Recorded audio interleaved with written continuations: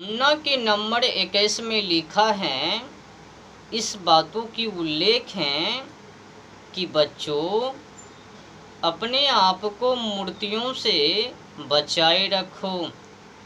ठीक है, ऐसा मैं भी मानता हूँ कि बच्चों को मूर्ति से बचकर ही रहना चाहिए और मूर्तियों से बचकर रहने में ही भलाई है, ऐसा मैं भी मानता हूँ। पर खेद की बात ये है, अपना काम बनाकर दूसरे के काम को बिगाड़कर कौन सी भलाई।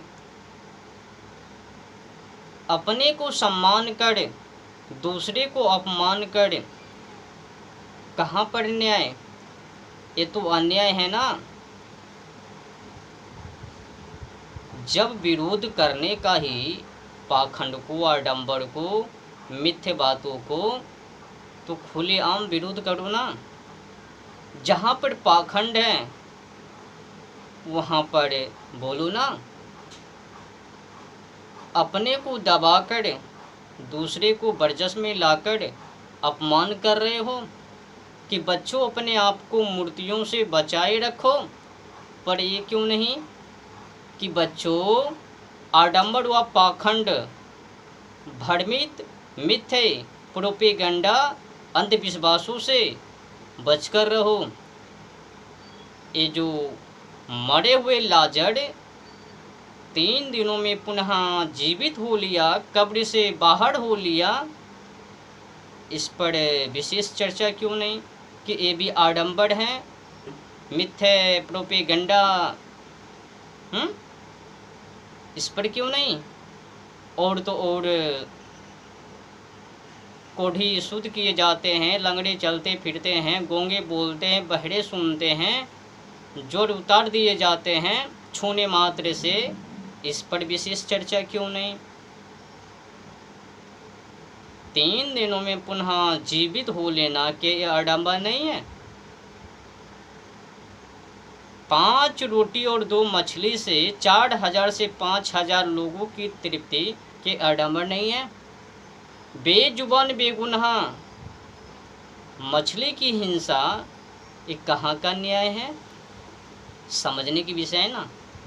मतलब अपने को दबाकर दूसरे को बरजस में लाकर अपमान, और जो कचरा भरा है खुद के किताब में, उनको विरोध नहीं।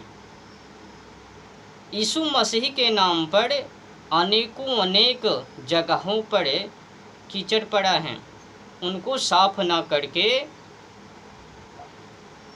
दूसरे के पीछे पड़े हैं कि मूर्तियों से बचो। कुरान में भी लिखा है कि गंदगी मूर्तियों से बचो।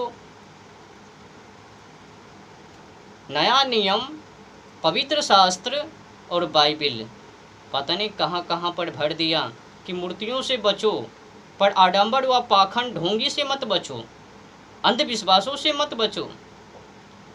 भले ही छूने मात्र से जोर उतर जावे, बुखार उतर जावे, थूक से सना हुआ मिट्टी उनको आँखों पर लेपन करने मात्र से अंधे गायब, मतलब कुछ भी, उस पर विशेष चर्चा नहीं। मूर्ति से बच के रहो। भले ही मरे हुए लाजर 3 दिनों में पुनः जीवित हो लेना, ये आडंबर क्यों ना हो, इस पर चर्चा ना करके, इनको बरजस में ला करके, सपोर्ट करके, मूर्ति को विरोध करके अपने आप को ज्ञानी, अनेक जगहों पर आडंबर से भरा है। नया नियम कई जगहों पर देखो, उसमें भी क्या लिखा है, एक पंडू का जोड़ा, कबूतर बच्चे के 2 जोड़ा कुर्बान करो।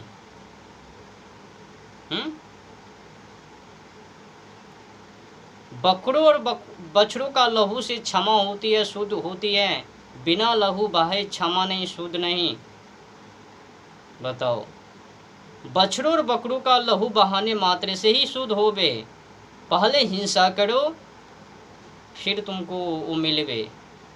हिंसा करवाने और करने आदि को सपोर्ट बताओ, वो देव कैसा होबे, किस रूप में होबे, वो कौन होबे जो हिंसा करवा रहे हैं, खुद की खुशी में दूसरों को तड़पा रहे हैं और तड़पाने की कोशिश कर रहे हैं। पहला नंबर तो खुद में तो मानव नाम का कोई सत्ता है ही नहीं, सदाचारी है ही नहीं। बकरे को खाकर, बछड़ों को खाकर, कबूतर को खा करके, पंडुकों को खा करके, मुर्गा मछली इत्यादि इत्यादि को खा खा के मतलब